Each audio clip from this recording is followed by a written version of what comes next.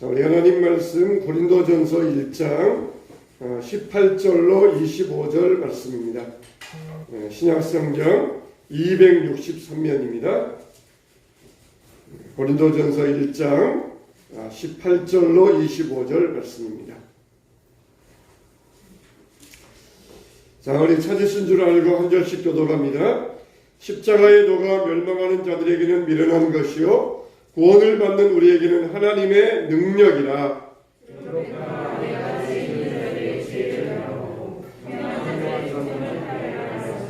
지혜 있는 자가 어디 있느냐? 선비가 어디에 있느냐? 이 세대의 변론가가 어디 있느냐? 하나님께서 이 세상의 지혜를 미련하게 하신 것이 아니냐? 하나님의 지혜에 있어서는 이 세상이 자기 지혜로 하나님을 알지 못하므로 하나님께서 천도의 미련한 것으로 믿는 자들을 구원하시기를 기뻐하셨다. 유대인은 표적을 구하고 헬라인은 지혜를 찾으나 우리는 십자가의 받고 그리스도를 전하니 유대인에게는 거리끼는 것이요 헬라인에게는 미련한 것이었되 오직 부르심을 받은 자들에게는 유대인이나 헬라인이나 그리스도는 하나님의 능력이요 하나님의 지혜니라. 하나님의 어리석음이 사람보다 지혜롭고 하나님의 약하심이 사람보다 강하니라. 아멘. 전도서에 보면은 세 종류의 손이 나옵니다. 이 두 손과 한 손과 빈 손이 나옵니다. 이건 뭘 말하고 있냐면은 우리가 일을 할 때에 두 손과 한 손과 빈 손을 말하고 있어요. 여러분 생각할 때에는 우리가 일을 할 때에 두 손으로 하는 게 좋겠습니까? 한 손으로 하는 게 좋겠습니까? 아니면은 빈 손인 게 좋겠습니까? 성경에서는 우리에게 한 손으로 수고하라고 말씀하고 있어요. 두 손으로 일을 막 움켜잡고 두 손으로 하면은 남에게 뻗을 손이 없습니다. 여유가 없습니다. 다른 사람들 도와줄 수 없고 두 손을 이걸 꼭 잡고 있으면은 하나님이 우리에게 주시려고 해도 우리가 받을 수가 없어요. 그래서 성경에서는 내 한 손으로 수고하고 내 한 손으로 일하라고 말씀하고 있어요. 한 손은 항상 비워둬야 됩니다. 연약한 형제를 위하여서 손을 내밀어야 되고 혹은 하나님이 우리에게 주실 때 받을 손이 있어야 돼요. 그런데 또 이 빈손이 있습니다. 빈손은 뭡니까? 이건 게으른 자들이에요. 게으른 자들. 아무런 일도 하지 아니하고 백수라고 그러잖아요. 백수, 흰손, 빈손 가지고 살아가서는 안 된다. 그렇게 말씀을 하고 있어요. 그러니까 우리는 세상 일을 얼마나 움켜쥐고 있습니까? 세상 일이 전부인 줄 알고 내가 이걸 놓으면 나는 이제 끝난다. 내가 이걸 놓으면 나는 죽는다. 그런 줄 알고 두 손 꼭 붙잡고 있는데 그러지 말라는 것이에요.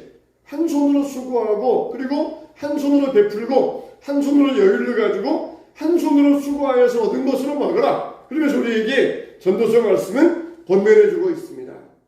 우리가 세상 살아가면서 무엇을 움켜쥐고 살아가고 있습니까? 그러면은 하나님의 은혜를 받을 수가 없어요. 우리 삶에 여유가 없습니다. 항상 우리 마음속은 비워둬야 돼요. 항상 우리 마음속은 여유가 있어야 됩니다. 그래야 하나님께서 심령 가운데 임하시고 우리 가운데 주실 때에 항상 주님 주실 것으로 채워갈 수가 있어요. 항상 우리 위도 어느 정도는 비워져 있어야 됩니다. 위를 막 100% 심지어 120% 심지어 150% 채워가면은 먹을 수가 없어요. 어제도 결혼식에 갔다 왔는데 결혼식이 오후 3시 반이었어요. 그러니까 가서 점심 먹는 시간, 저녁 먹는 시간이 어중간하잖아요. 그래도 점심 먹고 갔으니까 저녁인 셈 치고 먹자. 그리고 가서 뷔페에 가서 2번을 먹었어요. 그리고 저녁에 와가지고 저녁을 먹으려니까 맛있는 고기를 두고도 한 점도 먹지를 못했습니다. 우리가 이렇게 채워져 있으면은 여유가 없으면은 아무리 좋은 것이 있어도 채울 수가 없어요. 세상 것으로 온갖 우리가 채워져 있으면은 이 시간 여러분들에게 하나님 말씀이 전해져도 이게 들어올 수가 없습니다. 항상 우리는 여유를 가지고 비워둘 수 있어야 돼요. 그래서 하나님의 복음이 우리에게 능력으로 역사할 때에 주여 오늘 나에게 주시옵소서, 오늘 나에게 허락하여 주시옵소서, 내가 준비가 되었나이다. 그러면서 주님 앞에 나아갈 수가 있는 것입니다. 하나님의 말씀은 복음은 능력입니다. 우리 삶 가운데 역사하시는 하나님의 은혜이며 축복입니다. 오늘이 종교개혁주의를 맞이하여서 복음이 우리 가운데 새롭게 사는 놀라운 역사가 일어나게 되시기를 예수님의 이름으로 축원합니다. 첫째로 그러면 복음은 뭐냐? 첫째로 복음은 실제적이라는 것이, 복음은 실제적이라는 것입니다. 중세시대의 캐톨릭 시대 때에는 복음을 이론적으로, 논쟁적으로, 사변적으로 그렇게 여겼어요. 그래서 바늘끝 위에 천사가 몇 명 올라와 앉을 수 있느냐, 그걸 가지고 그냥 몇 날 며칠을 밤새워 가면서 토론했습니다. 그런 게 뭐 결론이나 나오겠습니까? 천사가 0인데 바늘끝 위에 천사가 몇 명 올라갈 수 있느냐? 그건 결론이 없어요. 그런 걸 가지고 그냥 밤새워 가면서 몇 달 며칠을 논쟁을 하였는데, 이게 바로 중세 카톨릭의 실상이었습니다. 복음은 실제적인 것이에요. 사변적이고 이론적이고 논쟁적인 것이 아니라 복음은 실제적입니다. 중세시대에 이런 일화가 있잖아요. 교황이 학자인 에라스무스를 데리고 교황청 이곳저곳을 구경시켜주고 다녔습니다. 교황이 교황청 안에 있는 여러 보물들을, 창고들을 보여주는데 그 창고들 안에 막 보물들이 가득가득한 거예요. 돈으로 가득하고 또 금과 은과 보화로 이 교황청 창고 안에 보물들이 가득가득 들어있었습니다. 교황이 말하기를, 사도 베드로는 은과 금은 내게 없거니와 말했지만은 우리는 은과 금은 내게 없다, 그렇게 말할 수 없게 되었다. 이렇게 은과 금이 얼마나 많이 있느냐, 그런 뜻이에요. 그 말을 얼른 받아가지고 에라스무스가 말하기를, 맞습니다. 은과 금은 내게 없거니와 그런 말도 할 수 없지만 이제는 일어나 걸어라, 그 말도 할 수 없게 되었습니다. 그렇게 받아서 이야기를 했어요. 그러니까 은과 금은 내게 없거니와, 그러나 일어나 걸어라, 능력이잖아요. 복음의 실제적인 능력이잖아요. 은과 금이 많아지면서 복음의 실제적인 능력조차도 사라져버리고 말았다는 것입니다. 오늘날 우리가 얼마나 평안한 시대를 살아가고 있습니까? 부족함이 없이 넉넉하고 이렇게 얼마나 이 충만한 그런 시대를 살아가고 있습니까? 그러다 보니까 우리에게 복음의 실제적인 능력이 사라져가고 있어요. 제가 지난 시간에 이 수요 예배 때 말씀드렸던 것처럼 이 한나와 분인나가 있고 레아와 라헬이 있어요. 한나와 분인나, 레아와 라헬, 이 네 여인은 똑같은 처지에 있습니다. 한나와 분인나는 엘가나의 두 아내이고 레아와 라헬은 야곱의 두 아내예요.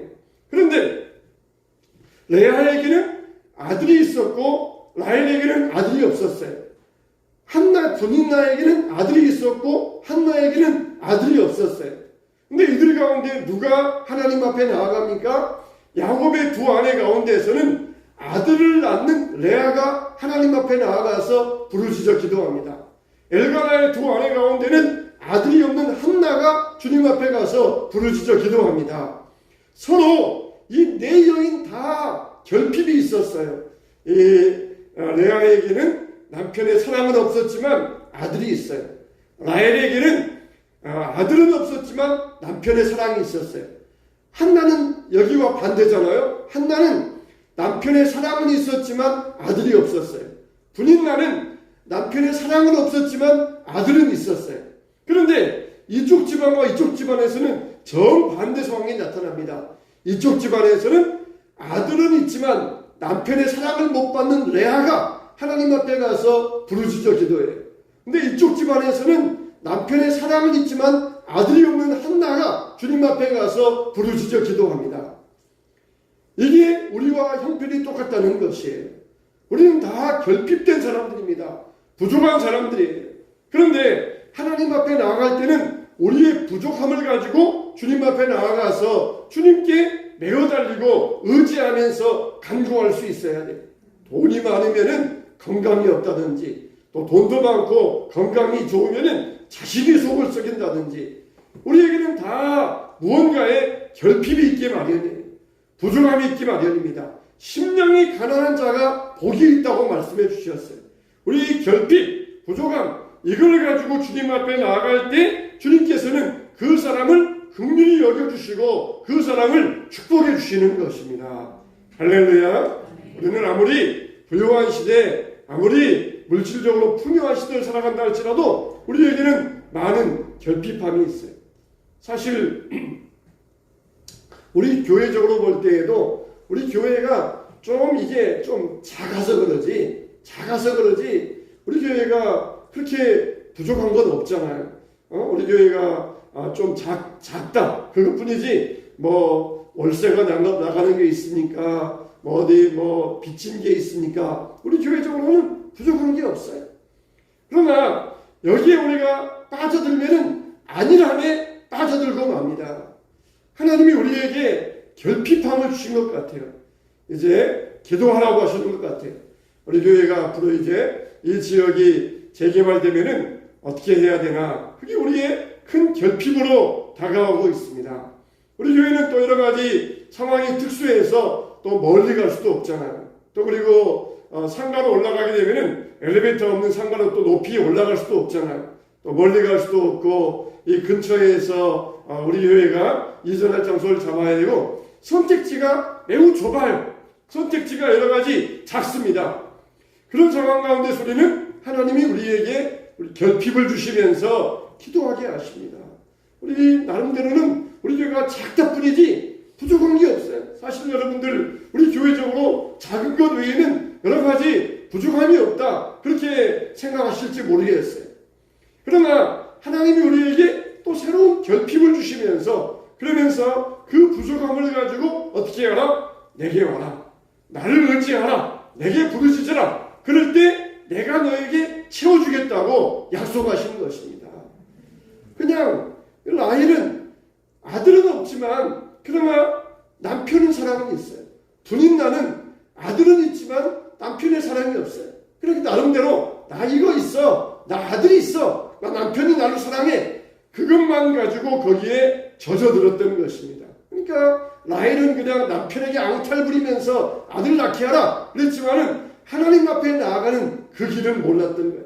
분인 나는 아들이 있어. 그러면서 그거에 만족감을 느끼면서 남편의 사랑 주세요. 그거에 대해서는 구할 줄 모르고 있었던 거예요. 우리가 분인나가 되어서는 안 됩니다. 분인나와 같이 나는 이 정도면 됐어. 분인나가 되어서는 안 돼요. 나의 모든 하나님 앞에 누구나 다 마찬가지예요. 누구나 다 무언가에 결핍이 있고 부족함이 있기 마련입니다. 그 부족함을 가지고 주님 앞에 나아갈 때 주님은 하나님의 능력으로 여러분의 삶을 더욱더 복되게 하여 주시고 채워주시기를 주님의 이름으로 축원합니다. 중세시대 때 바로 이것을 개혁했던 것이 교황청이 얼마나 부요했습니까? 사제들 심지어 그 밑에서 일하는 자들까지 얼마나 부요했습니까? 얼마나 부요했습니까? 그러면서 복음의 실제적인 능력을 누리지 못하고 살아갔던 것, 이걸 개혁했던 것이에요. 그래서 개혁자들은 중세시대의 그 부유한 자리에서 다 버리고 뛰쳐나와가지고 가난과 결핍과 싸우면서 오직 하나님 바라보면서 이 믿음 하나, 복음 하나 유지하기 위하여서 모든 것을 버리고 뛰쳐나왔던 것이에요. 믿음의 진리를 위하여서 복음의 진리를 사수하기 위하여서 모든 걸 버리고 그 광야에서 찬바람 부는 그 광야에서 믿음을 사수하기 위하여서 오직 하나님만을 보고 나아갔던 것입니다. 우리의 믿음이 그래야 돼요. 눈에 보이는 것 이걸 보면서 안일함에 빠지면 안 됩니다. 복음은 실제적인 것이에요. 실제적인 우리 삶 가운데 나타나는 실제적인 하나님의 능력입니다. 은과 금은 내게 없거니와 내게 있는 것을 내게 주시느니 나사렛 예수 이름으로 일어나 걸어라. 이게 바로 복음의 실제적인 능력입니다. 우리 교회가 걷지 못하는 장애인처럼 앉아있는 교회가 아니라 주여 우리 교회가 뛰어나 걸으면서 뛰면서 하나님을 찬양하는 교회가 되게 하여 주시옵소서. 할렐루야. 이렇게 기도해 주시길 바랍니다. 두 번째, 복음은 희망이에요. 여러분, 복음은 우리가 죽어서 천당 가기 위하여서 장롱에 보관하는 것이 아닙니다. 우리의 구원은 장차 우리가 천국에 들어갈 구원 그것만이 아닙니다. 구원은 우리가 날마다 사용해야 될 것이에요. 나중에 시집갈 때 쓰려고 꽁꽁꽁꽁 장롱 속에 묶어놨다가 쓰는 그런 향수나 금부치가 아닙니다. 날마다 실제적으로 우리가 사용해야 되는 그런 우리의 희망이라는 것이. 여러분, 좋은 자동차, 뭐 수십억짜리 자동차가 있다고 생각을 해보세요. 너무너무 아까워요. 먼지 묻을까봐, 흙 묻을까봐 아까워가지고 차고에 고이고이 간직해 놓으면은 그게 자동차로서 무슨 쓸모가 있겠습니까? 뭐 100만 원짜리 자동차를 산다 할지라도 그걸 타고 다니면서 이리저리 다니면서 이 일을 보는 게 그게 이 자동차의 용도가 아니겠습니까? 우리 구원 장롱 속에 꽁꽁 숨겨놨다가 나중에 천국 가기 위해서 쓰는 것이 아니라 지금 현실 가운데에서 매일매일 쓰는 게 바로 이 구원이라는 것이에요. 시편에 보면은 여호와는 나의 목자시니 내게 부족함이 없으리로다 그랬어요. 여호와는 나의 목자시니 내게 부족함이 없으리로다. 그러면서 맨 마지막에 뭐라고 말씀하고 있습니까? 내 평생의 선하심과 인자하심이 반드시 나를 따르니니 내가 여호와의 집에 영원히 거하리로다 그랬어요. 여호와는 나의 목자시니 내게 부족함이 없어요. 그런데 그 당시에만 부족함이 없는 걸로 끝나지 않습니다. 내 평생의 선하심과 인자하심이 나를 따르면서 내가 영원히 여호와의 집에 거하게 된다는 그 희망 때문에 현실 가운데에서 부족함이 없이 만족함을 누리며 살게 되는 것입니다. 정말 육신의 아버지도 세상 떠날 날이 있더라고요. 정말 젊었을 때부터 봐왔던 그런 아버지의 모습, 점점 나이 들어가시고 허리 꼬부라지시고 그런 모습을 보면서 육신의 아버지도 우리 곁을 떠날 때가 반드시 있더라고요. 그런데 우리 영의 아버지는 우리를 절대로 떠나지 아니하십니다. 항상 우리와 함께 하십니다. 우리 삶을 지금도 만족하게 하시고 그리고 영원한 하나님 나라로 우리를 인도하시는 영의 아버지 전능하신 하나님이 되어주십니다. 요한 1서에 보면은 사랑하는 자들아 우리가 지금은 하나님의 자녀라 장래에 어떻게 될지는 아직 나타나지 아니하였으니 그가 나타나시면 우리가 그와 같을 줄을 아는 것은 그랬어요. 이게 바로 복음의 능력입니다. 우리가 올해 농사가 잘 됐다고 그걸로 끝내겠습니까? 좋은 종자 마련해 두었다가 내년 농사를 준비해야 되지 않겠습니까? 우리가 이 생에서만 편하게 먹고 사는 걸로 끝나야 되겠습니까? 내 생을 준비하여서 영원한 삶을 예비해야 되지 않겠습니까? 여러분, 우리가 이 열매를 얻기 위해서는 어떻게 됩니까? 준비해야 돼. 그냥 이 생에서만 끝나고 마치면 되겠습니까? 내 생을 위하여서 준비하고 있다가 올해보다 내년이 더 좋아야 되고 이 생보다 내 생이 더 좋아야 되지 않겠습니까? 복음은 바로 그런 희망이에요. 희망. 더 좋은 일이 있다. 더 좋아질 것이다. 더 복될 것이다. 더 아름답게 될 것이다. 더 주님 안에서 희망이 넘칠 것이다. 그게 바로 이 복음의 능력이에요. 그게 복음입니다. 여러분, 우리에게는 희망이 있어요. 지금보다 더 나아질 거라. 지금보다 주님의 은혜가 더 임할 거라. 그럼 우리에게는 희망이 있어요. 뭡니까? 그게 복음의 본질이기 때문에 그런 거예요. 복음의 본질이기 때문에. 그래도 우리가 여기에서 땅 가지고 있으면서 우리 건물이 있으면은 염려 없잖아요. 그런데 우리가 또 어디로 가야 될지. 그럼 우리에게 걱정거리가 될 수가 없어요. 우리가 여기는 염려거리는 뭡니까? 우리가 기도로 바꾸라는 것입니다. 기도 제목으로 바꾸라고 하는 하나님의 뜻이에요. 염려거리가 있느냐? 그걸 기도 제목으로 바꿔라. 걱정거리느냐? 그걸 기도해라. 우리에게 바꾸라는 것이 신앙은 바꾸는 것입니다. 그대로 가지는 것이 아니라 이걸 수용하고 부정적인 것을 긍정적인 것으로 바꾸고 나쁜 것을 좋은 것으로 바꾸고 이게 바로 신앙의 태도예요. 신앙의 변화의 능력입니다. 그러니까 하나님께서는 전화위복이 하나님이시잖아요. 요셉을 애굽으로 보내면서 노예로 보냈지만은 그걸로 끝입니까? 그거를 전화위복 만들어서 애굽의 총리 대신 되게 하시고 온 민족을 살리는 하나님의 은혜가 그 안에 있잖아요. 이게 복음은 바꾸는 능력이에요. 이게 바로 희망의 능력입니다. 주님이 우리에게 희망을 주실 때에는 그 희망을 가지고 믿음으로 살고 복음 안에 살기를 우리에게 원하고 계시는 것입니다. 그래서 이런 희망을 가진 사람은 절대로 세상 앞에 비겁하지 않습니다. 비굴하지 않습니다. 내 평생의 선하심과 인자하심이 나를 반드시 따르리니 내가 여호와의 집에 영원히 거하게 된다는 거예요. 중세시대 카톨릭은 이런 희망이 없었습니다. 오직 현세에서 살자. 현세에서 잘 먹고, 현세에서 좋은 거 먹고, 현세에서 좋은 옷 입고, 현세에서 좋은 집 살고, 이게 온통 현세에만 가지고 있었던 것을 바꾸면서 복음에는 희망을 갖자, 희망을 가지고 나아가자. 그런 중세 카톨릭의 이 모든 것들 바꿨던 것이 개혁자들의 신앙의 능력이었던 것입니다. 우리들도 바꿔줘야 됩니다. 복음을 가지고는 희망을 가져야 돼요. 세 번째, 복음은 윤리적인 것이 바로 복음입니다. 복음은 윤리적인 것입니다. 캐톨릭의 그 극심한 비윤리성, 그걸 바꿨던 게 복음이에요. 사제들과 수녀들 사이에서 있었던 그 비윤리성. 요즘에도 유럽의 천주교 사제들이 성추행 사건이 있었잖아요. 그게 뉴스에 보도되어 있었잖아요. 이런 비윤리성, 가톨릭의 이런 비윤리성, 왜 사제들을 결혼시키지 아니하여서 이런 비윤리적인 일들을 양산시키느냐? 사제들, 수녀들 결혼시켜라. 그러면서 마르틴 루터가 자신부터가 먼저 신부였다가 개종하면서 수녀 폰보라와 결혼하면서 모범된 가정을 보여주셨어요. 왜 이렇게 비윤리적인 것, 썩어 빠진 것, 이런 일들 양산하느냐? 그렇게 살아야 이게 고고하고 거룩한 것이냐? 그렇지 않다. 하나님은 우리에게 한 남자와 한 여자로 결합해서 거룩한 가정을 이루게 하시고, 거기에서 거룩한 자를 낳게 하시고 경건한 가정을 이루게 하셨다. 그러면서 자기가 모범적으로 수녀와 결혼하면서 가정을 이루었어요. 이렇게 캐톨릭의 비윤리성, 이걸 개혁에 나아갔던 것입니다. 또 물질로부터 비윤리성, 면죄부를 만들어서 목적이 뭡니까? 성도들의 죄를 사하는 것이 아니라 면죄부의 목적은 돈 걷어들이는 거예요. 돈 많이 걷어들이는 거예요. 돈 걷어들이기 위해서 이걸 면죄부를 만들어야 했던 이 물질의 비윤리성, 이걸 개혁하고자 했던 거예요. 그래서 헌금을 드릴 때에도 하나님 앞에 온전한 마음을 드리라.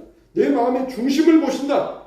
내 마음에 하나님께서 어떤 마음인지 중심을 보시는 하나님께 물질을 드려라.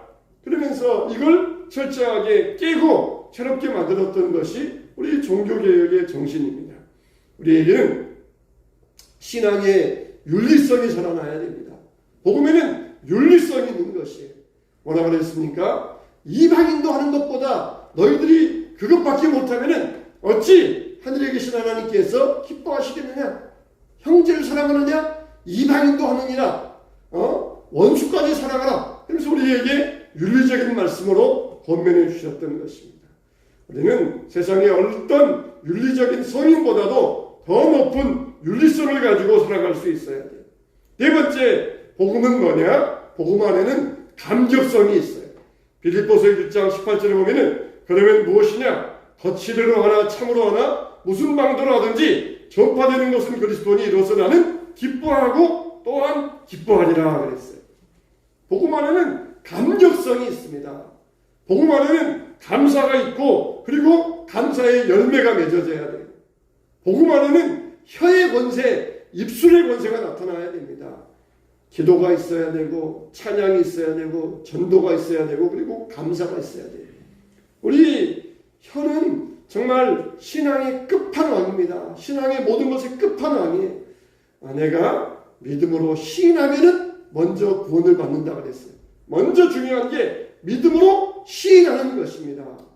세상 사람들이 우리 기독교인들을 뭐라고 합니까? 저 사람들은 입만 살아있어. 입만 살아있다. 그렇게 이 손가락질 하잖아요. 그런데 우리 믿는 사람들이 자꾸 그렇게 세상 사람들에게 지적을 당하다 보니까 막 기가 죽어요. 기가. 신앙인들은 저기 입만 살아있다. 교회 다니는 사람들이 입만 살아있다. 여러분 그렇게 지적당한다고 우리가 기죽으면 안 됩니다. 우리는 입이 살아야 돼요. 할렐루야. 우리의 입술이 살아야 됩니다. 기도해야 되고 전도해야 되고 찬양해야 되고 감사해야 돼. 자꾸 세상 사람들이 저거 입만 살아있다 그러면 지적하니까 그래 입만 살아있다 있어가지고 쓸모없다. 기도도 안 하고 전도도 안 하고 찬양도 안 하고 감사도 안 하고 그게 좋은 줄 알아요. 그게 여러분 마귀의 수작입니다. 입만 살아있다. 자꾸 그런 비판하니까 기가 죽어가지고 그래 말하지 말아요. 어디 가든지 말하지 말자. 기가 죽어 있어요. 기가 죽어 있어요. 우리 입이 살아야 됩니다. 입이 살아야 돼요. 입이 살아나야 돼요.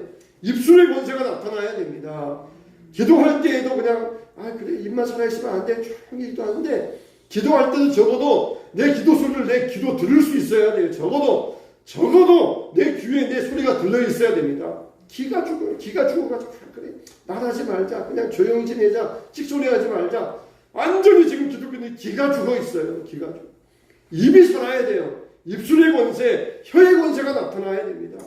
복음의 감격성은 뭡니까? 입이 살아나는 거예요. 입이 살아나는 거예요. 그래서 주체할 수 없어서 막 찬양하고 영광 돌리고 입이 살아야 되는데 입만 살아있다 그러니까 다 죽어 있어가지고 눌려 있어가지고 아무런 입이 권세가 없어요. 열매가 없습니다.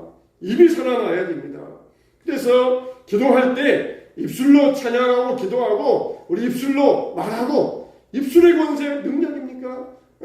축복하면은 그대로 축복해 주겠다고 말씀하셨잖아요. 기도하면은 들으시고 응답하겠다고 말씀하셨잖아요. 근데 다 입술이 죽어가지고 입의 권세도 없고 혀의 권세도 없고 그냥 부정적인 말, 나쁜 말들, 악한 말들 그것만 우리 마음속에 담아두고 있지는 않습니까? 입술의 권세가 살아나야 됩니다. 복음의 권세는 바로 이 입술의 권세, 입술의 권세. 항상 긍정적으로 말하고 볼 때마다 할렐루야, 축복합니다, 감사합니다, 주 안에서 잘 될 것입니다. 이런 말들 얼마나 좋잖아요. 하나님은 그 말한 대로 이루어주신다고 그랬어요.